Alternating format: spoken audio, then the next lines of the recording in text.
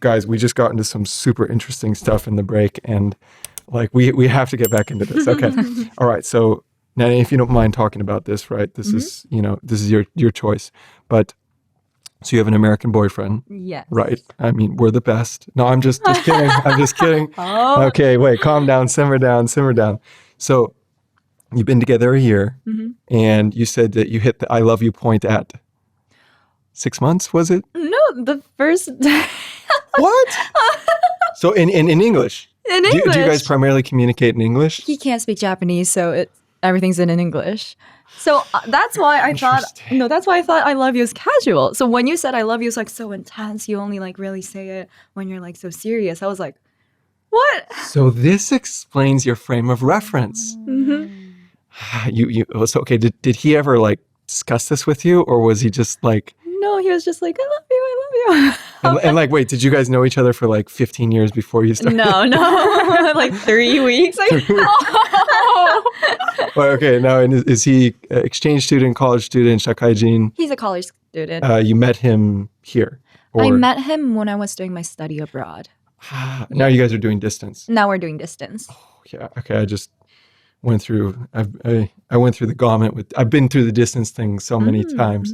This is going to turn into just a romance podcast. Like, this is not even going to be this. Like, I'm going to just start doing, okay, all right, ladies, I need some therapy right now. Yeah, I've done distance, my Brazilian ex, and it was tough. But, if you can make it work, you can make it work. I also have a lot of friends that have done really well. So, well, anyway, I'm not going to get into that position of condescending advice. So in your case, you said it very early, which is, so he must have been adapting. And have you guys have never had a discussion about it? You just were like, okay, this is normal, sure. No. He just started saying it. Like very early. From after the first day we started dating. And what's his background as an American? Is he... Well, he is fully American, born in America, grew up in America, but he is Asian. Okay. He's half Korean, half Philippine. Interesting. Yes. All right. So, but he is born in the States, and now his parents were immigrants, or were his parents already Nisei? The grandparents were immigrants. Not immigrants. I don't think they're immigrants because they have a really secure job and everything. So maybe they just came to the States for a job opportunity.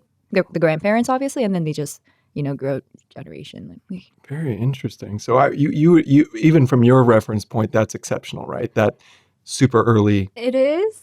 But I was gonna say, so my friend, I think they started saying I love you like maybe after like a month and a half after they first met. This is in English. This is in English. This is in Canada. And they are Canadian? My friend is Burmese. But she was born and raised in Japan. And the guy is Canadian, but I think he's like Chinese Canadian. So very interesting. I think it's kind of like they're developing a new culture, especially because it's a mix of a bunch of cultures, like maybe Chinese, Japanese, Burmese, whatever. So there's kind of a fusion going on there. And maybe I'm just like cold and I take a long time. I feel bad for my most recent relationship because I think I took way too long to say it. Guilty conscience here, yeah. Guilty conscience. No. But so we have that. So we do have some counterexamples, right? And now that completely makes sense for why you would be having that as your reference. Like it's the same thing. I think my perception is that perhaps on the early end would be 3 months in the States. And that would be after intense dating. And in my sense of Japanese dating is also that the intensity on average is much lower in Japan. Let's get back onto the Japanese suki desu. It's like if you are with somebody, right, and you guys you're getting along well, it will be something that you might say every day. So first of all, suki desu? Sorry. I should clarify. I don't mean suki desu because that's formal. I mean suki. Suki, yes. Suki da yo, toka. Like okay. suki da yo, daisuki. Like in those kind of ways. I mean, this really depends on like who you're talking about, but it's very common for people in relationships to say that daily, I guess. It's very interesting. So I'm remembering back to my Brazilian ex-girlfriend, who I was very in love with her. And the big thing in Brazil too, you would say, like, saying I like you is actually a pretty significant thing there. Like, eu gosto de você. It's like, I like you. But they're very expressive. Well, so yeah, you're talking about we have variation between personalities within a culture, even within a city. Then you have variation on, of course, the culture. Like if it's Brazil versus Japan, you have families that are raised differently with different levels of expressiveness, right? Different levels of coldness, right? So there's all these different factors that go into it. But you are saying that essentially that kind of casual skidayo or that kind of a thing is pretty common on average. Yeah. I don't know. I've only known people who are very like affectionate, like love to express their love to their lovers. But I feel like the majority of Japanese are pretty embarrassed to express their own feelings like that. Okay. This is consistent with my experience in Japan. I guess that's true. Like expressions of emotion are usually acceptable if you're drinking. And there's maybe a few certain situations, right, where like effusive expressions. Whereas in Brazil, if you don't express your emotions, they think there's something wrong with you, right? So like in one culture, what is normal is in the other culture. I was just talking to a good friend of mine about this, and I mean, he's going through the dating thing right now. He's figuring it out. He's from Europe, and he's been here for a little bit over a half year now, and he's kind of trying to understand it. So he's got in his heritage, he's got a lot of Latin blood in his heritage. And so he's a very expressive guy. And he's trying to kind of figure out that balance in going on dates. Like how soon, how quickly, how strong do I express myself to the girl? If I like the girl, is she going to run away? If I don't want to come on too strong. And in Japan, it's very easy to come on strong, not just romantically with anything, right? Because, what I might say, like even in a service situation, right? In a service situation, what I might say in America would be extremely rude here. Or I guess the way that I think of it sometimes in Japan is that the signal level is very low, but people have an incredible ability to pick up the signal, right? So if you're in America, the signal is quite a bit louder in terms of social cues. But in Japan, the signal is very faint. But Japanese people also have an incredible ability to hear it, to pick it up, right? The reading the air thing, right? Which is well, you guys can say it for me. What's the phrase? 空気を読む? Yeah. That would be better than me saying it. So, right. So it's an interesting thing. And okay, how far does that extend throughout the society? It extends to romantic relationships, right? Extends to work, extends to all these different things. So, I'm just generally philosophizing about my experiences of Japanese culture. So, okay, so that can be a daily thing, right? And but you can't sign off with that. You can't like be like, I like you, bye-bye. Yeah. It's not like, I love you, honey, bye. It's okay. You can't say, 好きだよ.じゃあね. Okay, that's not a thing. This is very interesting.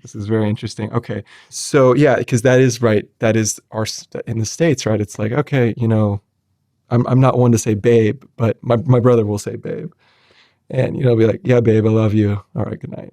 Right? I've never been a babe guy, But you're right. That's a very like typical American. And the conversation and the thing and the whatever it is. So that's dame. That's not. Nobody does that. Interesting. That's a really American thing. So whenever someone does that, every Japanese is going to be like, "Oh my god, you're American." Okay, so this is pretty funny. So then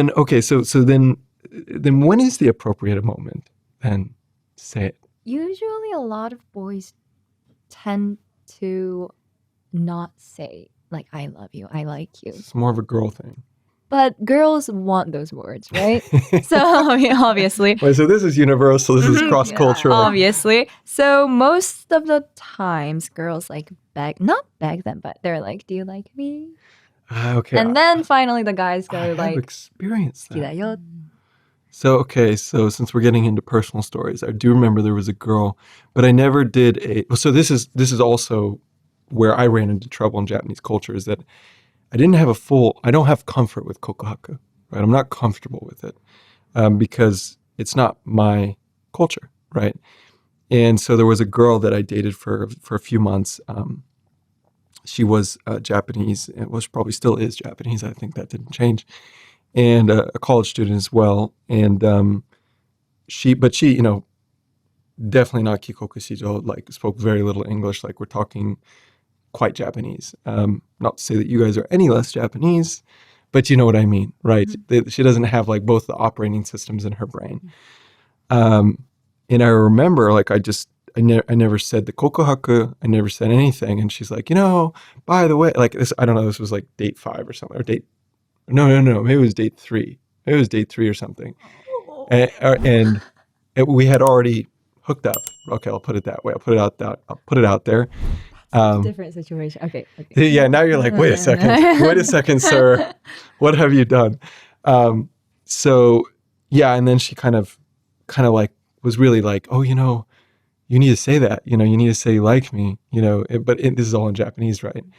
And I was like, okay, yeah, I like you, like, and then there were kind of reoccurring points where she's like, I would get the like, oh, I didn't hear from you. She's like, well, I didn't know. Do you like me, like, still? And kind of like the draw. And we all know, I think, in all cultures, right, there is this kind of cliche, maybe not all cultures, but as many as I know, there is the cliche of the woman, more typically the woman, wanting that reinforcement, right? That kind of like, let me hear it. I want to know it. You like me? Are you sure?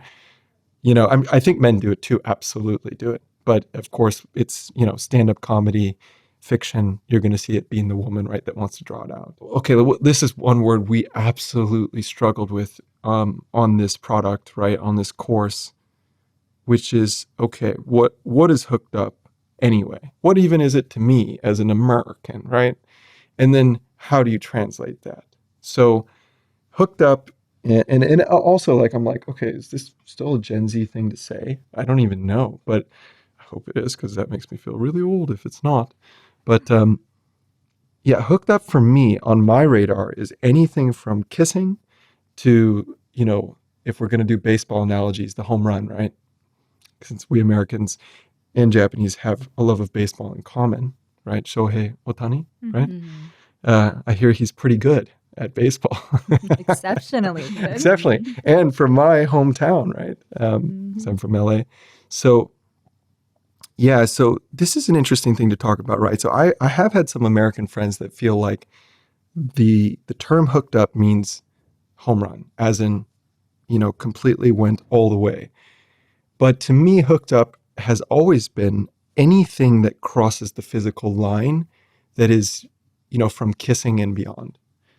And so how would you guys, and we struggled with this because we can't really find a full equivalent in Japanese, but I mean, what are some attempts at translation for that? Or can you even think of it? I feel like because hooked up is kind of like you said, like there's a lot of variety in that word, right? Like it could mean a lot of things. Yeah, it's a plethora. Yeah, I think people use it to kind of mask what they were doing too. So it's almost a euphemism in some ways. I mean, not quite a euphemism, but it's like, I went out with somebody on a date. What did you do? So there's some ambiguity. I agree with you there. Yeah, I agree. So I'm like trying to think of a word that matches that. I don't think I can think of one because they just don't bring it up if they want to kind of tell them, but not really. Yeah, it's because, and it's true in the States, right? Like if you say you hooked up. Now, I think if it's a guy with your guy friends, you might want to go into more details, and that probably depends on the group of friends, right? So some guys are gonna be like, bro, I hooked up, and like that whole conversation, right? And girls have a version of that. They have a version of that, right? And depending on the group, it's gonna be more intense or less intense, right? The culture of that group of friends, right? If you're kind of a more traditional group of friends, then you might not want to bring that directness in there. But yeah, that's a very difficult thing to translate. It's a very useful thing in English because it just implies that line was crossed. Did you guys hook up? Yeah, we hooked up. And you're like, oh. So yeah, let's explore this a little bit. I think this is an interesting thing to explore. I think we can get into the first date, second date, third date paradigm, which is, that's a Western paradigm as well. Our Japanese romance and dating course is now available at gogenlanguages.com. Check out the first 20 minutes for free on the website.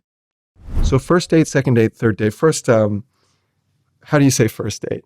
初デート。 Okay, hatsu dēto. 初デート。 Okay. And now second date, I guess there's different ways you could say it, but what would be second date? 2回目のデート。 Yeah, so that'd be like the full version, right? Yeah. There's no specific word Yeah. for that. Right, okay. And then third date? Same. 3回目のデート。This is literal translation. Right. And then like you can shorten that potentially, if the context is clear, you could shorten that to maybe sankaime. Yeah. Right, and if it's a particular context? I wanted to ask because to me, dēto, date, is something that you do after you're in a relationship. So before, I always refer it as odekake. But I don't know. Maybe this is just me thing, but... Do you know what's your take on that? I kind of get that. I used to say they were hangouts. Interesting. So, お出かけ. Okay, Same so thing. then where does that only change in your minds after the kokuhaku? So if you're in a relationship, after you're in a relationship, like you became girlfriend and boyfriends or Go on a all date. partners and partners, Mhm. then you're going on a date. Okay. You're going out for a date. But before you're partners, it's just you're hanging out. Hanging out. And that was, say that again? Odekake. Odekake. Okay. Very interesting. I guess, so what I had heard in our research for this, right, there is kind of a classical, typical structure for the kokuhaku. Now, we all know that, yeah, of course, there's reality and then there's this kind of fabled structure. And the fabled structure in the West as well, to some extent, mimics that. What's interesting, though, is that the barriers are it's not the proposal. The barriers are, it's really kind of like, what's the level of physical commitment, right? So first date, in the United States, we might have, some women may kiss, some may not, right? Second date, you're going to be making out.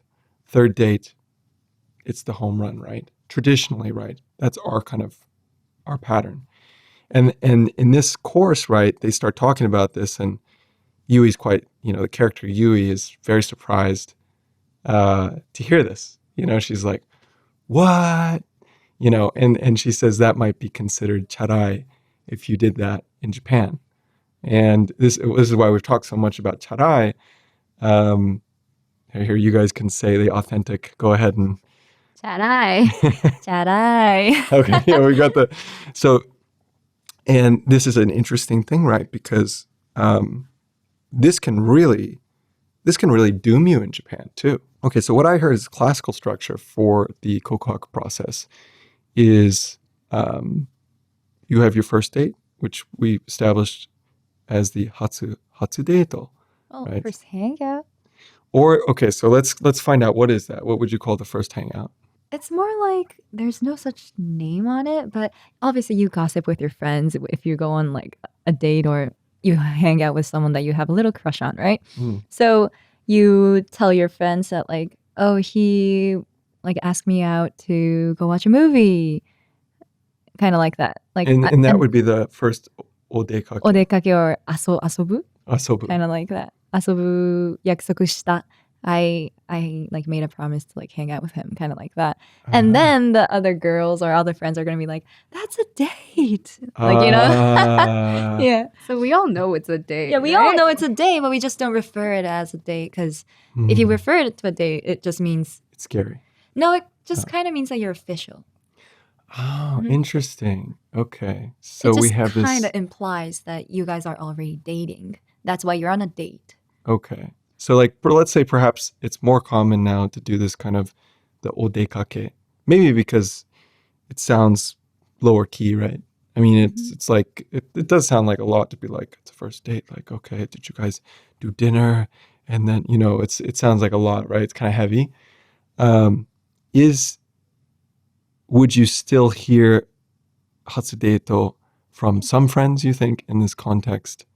Yeah. I think Definitely. It's kind of like maybe a preference between maybe a more formal, or does it depend on what it's going to be? Yeah, like if you ask your friend, like, what was your first day, or like, when was your first date? Obviously, if, for example, there's these two people that are now partners, right? But they used to be friends, so they like hung out a lot. So that'll be their like hangouts, like asobi or odekake. So when you ask them, like, when was your first date? They're going to be like, oh, well, we did like hang out a lot, but I guess our first date will be blah, blah, blah. Like the first date they had after they started turning into a relationship, like that. Okay, interesting. So there's an interesting distinction here. I'm trying to think if we have that in English. I feel like it's like, do you want to grab coffee? Yeah. And stuff Yeah, like that. yeah, like, very common thing is like, oh yeah, I got a date tomorrow, and there's this girl that I met on whatever, dating app, and we're gonna grab coffee. I guess it's a coffee date, right? And then you might follow up with your friend in a week, and they'll be like, yeah, it's okay, second date. All right, so what are you guys doing? Oh, well, this time we're gonna grab dinner. We're gonna grab dinner. It's the second date. I'm like, okay, cool. So you're feeling it after the coffee date, and then week later or whatever, or it might be less than that. It'd be like, oh, are you guys seeing each other again? Yeah, and so third date, and you'd be like, yeah, it's third date, all right, you know, or whatever, and that's going to be. It's just generally there is, even though we will not kokuhaku. I can't speak for everybody, but I generally don't think. I'm trying to think if I know any of my friends in the adult world, as in non-high school, who would on a third date ask somebody to be their girlfriend, and I think it would be pretty rare in the States. But what I feel like the third date marks for us is the crossing into like, okay, this is not just, now we're really seriously exploring, are we couple material, right? The third date is like, I like you, you like me. Let's see where this is going to go. If there is no intention to situationshipify it, not a word in English, but you know what I mean, right? Like this also depends on the initial intentions of the two parties, right? Sound very like legal about this, right? And we know, at least what I hear, I mean, I've been here for a bit now, is that the situationship is a bit of an epidemic in the States, to epidemic proportions, right? So, but yeah, so let's get back to this. So this dēto, so kind of odekake and dēto are kind of these two terms. Dēto sounds like maybe a little bit heavier, a little bit more serious. And odekake sounds a little bit more casual, a little bit lower pressure, right? Okay, that's very, very good to know. So the third date, right? Now, from what I understand in the classical model, the third date is when you do the kokuhaku, if we're doing this very traditional approach. Would you guys agree with that? Yeah, I agree with that. Yeah. Okay, so first date, second date, third date. Okay, you better. Now, so here's another question. Do you think that the kokuhaku can it come later? Or is it just kind of, is there pretty strong expectation? Okay, so we have the traditional model, right? We all know, okay, first date, second date, third date, kokuhaku. Okay, now we're boyfriend, girlfriend. In Japan, of course. How much deviation do you think there is from that now? At least, and you guys can speak for Gen Z, I suppose. What do you guys find? Well, I know this guy. He's American. He's like living in Japan. He went on a few dates with this Japanese girl, and I think he was trying to go on the third date. And he was like wondering whether he had to like ask her out then, or he could just like, do that on the 4th or the 5th day or whatever. And she was okay without the kokuhaku on the 3rd day or 3rd date, apparently. But later on, before he could schedule a 4th date, he got a text from her saying, I don't know if I want to hang out with you anymore. So I was actually surprised. I was like, oh, okay. So it's very much still there. So now, do you think that text was because he delayed too much? Or do you think it's because, so he did not kokuhaku on the 3rd date? No. And therefore she was like, okay, you're not jumping on this ship, so. No, I think it's because she wasn't interested in him that much. So that's why she was fine with him not confessing on the 3rd day. Okay, I get it. Okay, I have friends too who have experienced this as well. And like, there's this lot of like, yeah, I do have friends who have been like, okay, it's the 3rd date, like, it's Japan. Now, of course, my friends I'm speaking of international friends, right? And they're trying to kind of navigate the Japanese culture. And they have experienced this as well, where the girl is like, yeah, whatever, and then they're like, wait, what? And then they're like, I have a friend right now who's kind of in this situation with somebody where they did the 3rd date. It was an aquarium date. That is a date spot. Okay, yeah, and we've got it. We just did an Instagram reel on this, by the way. This is a fascinating area of Japanese culture in terms of we got date spots. Date spots. Okay, so now what is it in Japanese? What's date spot? デートスポット。デートスポット。 Sounds a little familiar. It's English. Right. So we just did this Instagram reel on this because I thought that this is very interesting. And I know we're kind of meandering away from the topic here, or from the original topic, which is right, this kokuhaku structure. I think what you're agreeing is that 3rd date is there. There's some deviation from that. But generally that 3rd date is kind of like, if the girl's into the guy and the guy's into the girl, the 3rd date is, would you guys say generally that's still pretty... There's a high expectation. There's a high expectation if things are going well. If you don't do it on the 3rd, is she going to be like, this guy ain't... Be prepared that the girls are going to be having a big tea. a what? Like a hot tea. Like, not hot tea, but they're going to be spilling some tea. Yeah, spilling some tea. Yeah. What does that mean? There's going to talk about you a little bit, Wait, is this a Japanese expression, spilling some tea? No, I think it's an American expression. It's an American expression. Okay, teach me some American English here. Spilling the tea? Spilling the tea? Hot tea? It means like gossip. Gossip, yeah. I had no idea. I'm going to have to Google this later. Really? No. I know a lot of English, but that one I'm going to have to look at. Okay, so that's so they're going to talk shit. Not shit, but they're going to be like, well, first of all, if you two mutually like love each other, have a crush on each other, and you don't, and okay, I'm not gonna be like a stereotypical like or feminist or whatever, but let's just say the guy confesses usually on the 3rd date, right? And if he doesn't, but still asks her out on the 4th date or 5th date, he's gonna be labeled as a little cow. Wait. Okay, what is a little cow? Coward. A coward. Yeah. Okay, what would you guys call him in Japanese? What's the term? That varies a lot. Yeah. Okay, so now is he a coward? So there's two variations of this I can think of, right? One is, okay, he didn't have the guts, right? I think typically girls will think that way. Yeah. Because if he still has interest in you, obviously. So they're going to think, okay, this guy doesn't have look, I'm just going to say it. He doesn't have the balls, the courage, the guts. Now, on the flip side, are girls going to say, well, if he asks them out again, I'm just thinking in my head in real time, like there's different kind of branches for this implication. But if he asks them out again, but he has not made a move, then the assumption is he's a coward. He's a coward. Or he doesn't have the he guts. doesn't have the guts. Mm-hmm. However, now, so basically because he didn't make a move and because he didn't confess, that's the assumption versus the potential counter assumption is, okay, this guy is charai, or this guy is, because that guy would make a move, right? Or many people won't make a move, obviously. They won't make a move. They'll just, keeper means different meaning in English, right? Keeper is like positive meaning, right? Yeah, that's a yes, positive. so they'll, it's, you mean like a himo? いや、じゃあなんかキープする女の子。 It's Okay, like himo, by the way, I learned that word Himo. recently. Himo. Yes.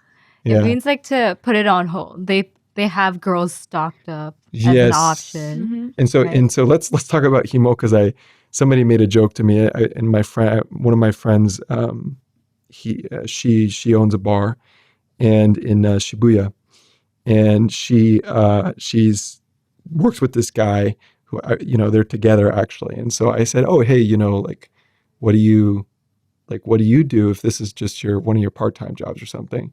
And he smiled at me and said himo. Why is he proud about it? And then I was like, wait, what's himo? And is that like a sugar? Is that like the male version of a sugar baby, or is it something else? What is himo? It is similar to the concept of a sugar baby, but I don't think they're even like they don't really do much. So That's the point. They don't do anything. But there's something with sleeping with women or So the difference between sugar baby and himo is himo, I think they're typically in a relationship. okay, so it's kind of like the now can it be a girl or a guy, or is it just typically a guy? Well, stereotypically a guy. So it's that guy who's okay, so it's I'm trying to think of a generational reference that you guys would know, but I don't think you know this one. The ultimate himo when I was very, very young. You guys have heard of Britney Spears? Mm-hmm. Have you guys heard of Kevin Federline? No. Okay, there's a generational gap here. So K-Fed, as we called him, he was a backup dancer with Britney Spears when she was at her height. Oh. And as the story goes, if I recall correctly, he was with somebody else. In fact, she was pregnant. And then he hooked up with Britney Spears and, had 2 kids with her. And like, he's like the ultimate, like Britney Spears is loaded. He's just a backup dancer, but he's very handsome, right? Mm-hmm. And kind of just living off of her in a sense. Mm-hmm. So is it this kind of sense of like a guy's kind of with a woman and kind of living off of her? That's himo. Yeah. Okay. This is very educational. This is interesting. All right, so backtracking, let's see, how did we get to himo? We were talking about, where were we? Charai. Yeah. Okay, so we had the thinking here, if we have the 3rd date going to the 4th date. So basically, but what I've also heard is that if you do a 1st date and you make a move, and this was very hard for me to understand because when I first arrived in Japan, I came from Spain, right? Mm-hmm. I was living in Spain during the COVID epidemic. And in Spain, I was single and I was dating. And most of the women that I was dating weren't even Spanish. They were Latin, right? They were, either Colombian or from, I don't know, Mexico, Nicaragua. And in the culture, like I said, very similar to Brazil. So if you actually move too slow with those girls, they will lose interest. And I couldn't even make that up. But and I realized that, in Brazil, like in Brazil, if you do not kiss a girl on the 1st date and she likes you, she will assume you don't like her at the very least. So I came to Japan and I thought, okay, well, sure. Okay, this is how it is. And I realized like, okay, some women, yes, some women, I think if they really like you and who knows, what their experience is or what their expectations are. And also, being a foreigner dating in Japan, a lot of women do know that your cultural standard may be different. And so they'll be like, okay, I think I know something about them kind of operating differently. So I know the schedule might be a little bit different on this. Some women might not know that. Some women might know that, but not be okay with it, right? And some women might be like, okay, sure, in Rome, do as the Romans do, even though this is not Rome. But then I start talking to some friends and they're like, no, okay, if you go for a kiss on the 1st date, many Japanese women will suspect you of being charai. Am I getting this right? Yeah. Well, that's just like a typical route to become, friends with benefits. I see. So, but that's the perspective because, like I said, right, even Americans, I'd say again, no evidence for this, but I would say there's a 50-50 kiss on the first date normalcy. In my experience in Brazil, you had best kiss on that first date. Like you're going to be in a little bit of, you're going to have to dig yourself out of a hole if you don't. But in Japan, right, if you do that, then the basic assumption on average is that you are desiring that direction. The friends with benefits. Okay, so I'm blanking on this term, friends with benefits. I think there's a few ways. I know it's in here. Friends with benefits. It's in here? It's not in the first lesson. But there is. Yeah, we get into this. Yeah. Oh my God. But I've only been working on this first lesson. This is a very detailed course, ladies and gentlemen. I did not expect that. This is originally way more explicit. Really? Were you? Yeah, we were. I looked at it and I was like, no Japanese person would say that. It's too explicit. Yeah, we had to really tone it down, do our research. Yeah. And one night. I know. One night. That's like well, because that's Western culture, right? So. No, I know. This is gonna be a textbook, you know. No, well, it's an audiobook, but because the character Andrew is really genuinely expressing American culture, and like I will say to you guys, for example, if you're an American college student and there's nothing wrong with you, even if there's something wrong with you, I'd say, so let's say your average looks or above, your average social intelligence or above, and your average level of socialness. And I would honestly say, in accordance with my experience with my friends, because I'm pretty nerdy and I'm friends with most of my friends in high school were pretty nerdy. You're definitely going to have at least one night stand in college. And I would say if you are above average looks, above average social intelligence for both men and women, again, no data to back this up, but I would be willing to bet that we could find some. You probably have several. And I'm not saying like 30. No, I'm saying like 2 or 3 or something. You're at the party, you're drunk, she's drunk, and whatever, something happens, or you're hanging out with friends and just like you guys skirted off to a room. And so Andrew's kind of conveying that because we're assuming, Andrew's at least average, I would assume. But my impression being here is that, yes, there certainly that exists in Japan. I think it would be a lie to say it doesn't, but it's generally more conservative here. Well, honestly, for college students, there's a lot of one-night stands. Well, I don't know about it, but I know a lot of people about it. Okay, so you have some friends and friends of friends. Friends and friends. Friends and friends. Okay, second, third degree. Pretty close. But, so here's another thing about that I'm curious about from you guys is my observation too in Japan is that there are people who are kind of in a drinking, like let's say a drinking partying subculture. Yeah. And those people will be doing that. Yeah. Mm-hmm. Right? They're going to go to I went through my KO friend at the time. I went through one gōkon. gōkon? gōkon. Oh, but that's different. That's more for it's like a dating app, but in real life. You know what I mean? Yeah, it was like setting. very fun and very interesting. Like he was like, "Hey man, you want to go to this thing?" And I'm like, "Sure. What is it again?" And then I had to like Google it. How do you say it again? gōkon. gōkon. Mm-hmm. So and okay, so for everybody who doesn't know this is like every Japanese person knows about this, right? Mm-hmm. So it's a 3-on, correct me if I'm wrong, but it's a 3-on-3, 3 girls, 3 guys. And it's let's see how this goes, right? A group date in a sense, right? Yeah. Everyone's single. They want a boyfriend. They want a girlfriend. Or they just want a partner. So they're together having dinner or whatever. But there's different versions of this, right? Yeah, there's a Nomi Hodai version, and there's probably a more sedate. Well, yeah, I guess so. Yeah, more like fancy kind of version. Also, it varies from people. Like some people might take it really seriously, but some people might just want a one-night stand, obviously. So that was my impression as well. So the one that my friend invited me to, and I actually stopped being friends with that particular person because he was a little bit too sketch for my liking. Mm-hmm. And it was a Nomi Hodai type. Mm-hmm. But like it was like everybody kind of like they knew that's what it was. It wasn't like and I didn't really want to drink that much too. And then I learned this, the girls kept saying to me, stoku, like you're stocking up on too much alcohol because I wouldn't drink it. And the next one would come. I don't know. Maybe that's only from drinking Japanese people. Because like there's the idea that, you know, at the nomi hodai, you can only have one drink at a time, right? You can't have two. So I kept getting chastised because everybody was pushing me to drink. And I was like, holy smokes. And I'm like, so it's not that I don't like drinking. Of course I do.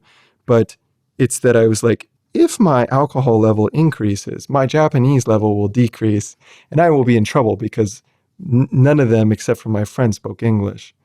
So anyway, I only had that one. So you're saying there's kind of different versions, there's variations of that. Yeah, because my parents, they got married because of a gōkon. Oh, Yeah. that's really cool. So obviously there's like serious types. Usually after college, Like it gets more sankaime. serious. Yeah. So like when you're working. When you're working, yeah. And the college ones are more. Kind of for fun. Because like Yeah. obviously you're in a college, there's like a lot of opportunities to meet other people, but you specifically choose gōkon, so obviously it's more just for like fun or experience. Yeah, it's like an entertainment thing. Yeah. It's kind of like, It was very entertaining. I have kind of to want to say. try it. Me I've too. never tried it before. Oh, But I have a boyfriend, so I'm not gonna. yeah, right. I had a blast. That was actually like right before I met my KO, the KO girlfriend that I had, and I was like, it was so much fun. I think also as a foreigner, and this is a foreigner during COVID. I think I had my 15 minutes of fame because I was rare at that time. Now it's like throw a stone in Shinjuku, you're gonna hit 300 Westerners, but man, that was fun. I felt very exotic on that gōkon. And it was a lot of fun for me. Let me just put it that way. Very good Japanese practice. None of the girls spoke any English. I haven't done one since then. So there's that. So let's see, how did we get on that point? I'm losing our train of thought here. So we were talking about the third date, the traditional date structure and college culture. And charai. Charai and one night stands and going too fast, right? Which we do get into this course. There's a part where we talk about a term for that, which is blanking my mind because I've only been working on the first course this whole. What for term? one night stand? No, for like going to te-ga-hayai. te-ga-hayai. Right, wow. there it is. Oh, Okay, so wow. that is what that means, right? If a guy's going too quick with the physical stuff. Okay, so that's in here. We literally first created the first draft of this a year ago, so that's why it's been a bit since I've looked at it. But There's multiple meanings though. okay, so it can mean other things too. It's essentially the same idea, but sometimes you can use it when you just met a girl, but she's already a girlfriend. So you're te-ga-hayai. Oh, interesting. Yeah. So you met her in like an Insta girlfriend. Yeah, almost. yeah, And just kind of like boom. that. Boom, you're dating. Wow, te-ga-hayai ne. Wow, interesting.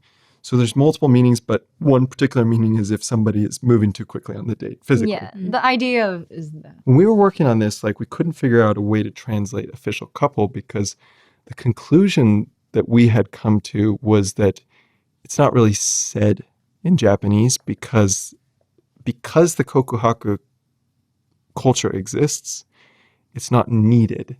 Whereas in America, it's really needed because you may end up in a perpetual situationship, right? If you don't, it's a differentiating factor because there's a need to differentiate it in the States.